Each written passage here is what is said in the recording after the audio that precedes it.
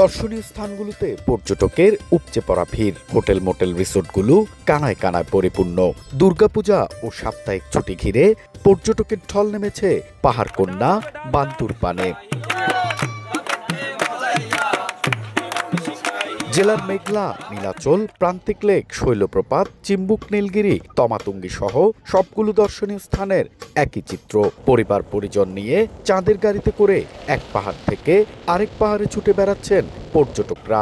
নগর জীবনের কোলাহল ভুলে প্রকৃতির সৌন্দর্য দেখে মুগ্ধ দর্শনার্থীরা।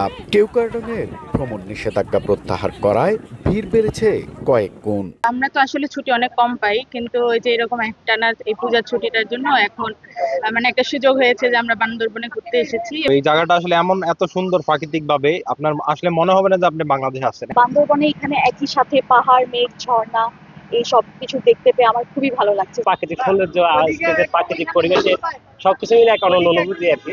দীর্ঘদিন পর আশানুরূপ পর্যটক আশায় খুশি পর্যটন সংশ্লিষ্ট ব্যবসায়ীরা। পর্যটকদেরকে বরণ করার জন্য প্রস্তুত ছিলাম। প্রশাসন ওনাদের জন্য যথেষ্ট নিরাপত্তা ব্যবস্থা নিয়েছে। আমরা অত্যন্ত আনন্দিত পর্যটক সমাগম ঘটাতে।